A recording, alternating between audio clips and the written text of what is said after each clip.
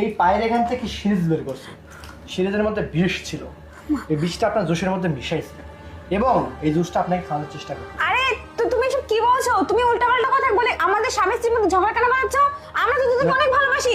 শোনো, তুমি এই ছেলেকে তো একদম বিশ্বাস করবে না। ঠিক আছে, আমার কথা বিশ্বাস করতে হবে না। এই জুসটা ওনাকে এক চুমুক খেতে বলুন, শুধু এক ঢোক। এই ছেলে দেখো, তুমি তো আমাকে চেনো না, আমাকে তো চেনো তুমি। শোনো, তোমার সব ইনফরমেশন ঠিক আছে, কিন্তু আমার কথা বুঝো যে তুমি যেটা বলছো এইটা ও আমার স্ত্রী, ও আমাকে বিষ দিয়ে খাইয়ে মারবে, এটা কি সম্ভব? সেটাই তো, আমি তো সেটা জিজ্ঞেস করতেছি। আপনি জুসটা ওনাকে খাইতে বলেন না, খেতে বলেন। আমি কেন খাবো? আমি আমার স্বামীর জন্য ভালোবেসে বানিয়েছি। খেতে বলেন, আপনার স্ত্রী যদি এটা খেতে পারে, আচ্ছা, যে শাস্তি দিবেন আমি সেটাই করবো। আচ্ছা ঠিক আছে, তোমার নিজের প্রতি যে কনফিডেন্স, এটা দেখে আমি বুঝে গেছি। আচ্ছা যাই হোক, তোমার মনের যে আশাটা সেটা আমি পূরণ করি, তাহলে তো তোমার বিশ্বাস হবে নাকি? ঠিক আছে।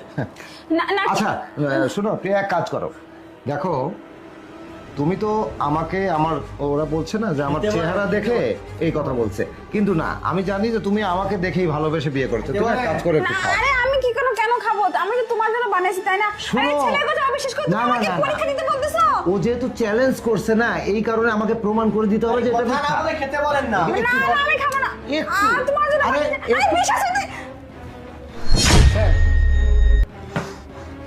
ফ্যামিলি বিষয় আমি এখানে একটা কথা বলতে চাই।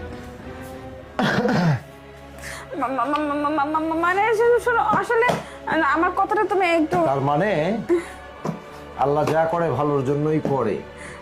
মানে এখন তো তথ্য প্রযুক্তির যুগ, এখন ইউটিউবে, ফেসবুকে, সোশ্যাল মিডিয়া অনেক সময় দেখা যায় যে টাকার লোভে অনেক মেয়ে বৃদ্ধ মানুষকে বিয়ে করে শুধুমাত্র তার টাকা পয়সা সমস্ত কিছু হাতিয়ে নেবার জন্য।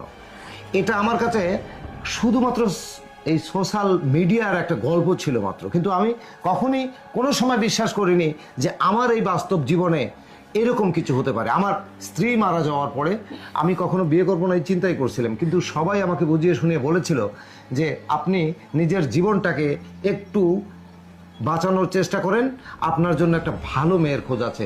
যাই হোক, ওরা দেখে শুনে তোমার কাছে নিয়ে আসলো। তোমাকে দেখে আমার বিশ্বাস হলো যে তুমি একজন গরিব ঘরের মেয়ে, তো তুমি আর হয়তো আসছো আমাকে আমার জীবনটাকে ভরিয়ে দিতে এবং তুমি সুন্দর করে আমার সংসারটা গুছিয়ে নেবে। কিন্তু না, তুমি আমাকে যা করলে না আজকে, আমি ভাত একটা দেখেছি, সমস্ত পাতিলের ভাত দেখতে রাজি নই। আমার বোঝা শেষ। শোনো, আমি এক কাজ করি, না সমস্যা নেই, আমি থানাতে ফোন দিই, ফোন দিয়ে ওখান থেকে পুলিশ আসুক, তোমাকে নিয়ে যাবে, সমস্যা নেই। মহিলা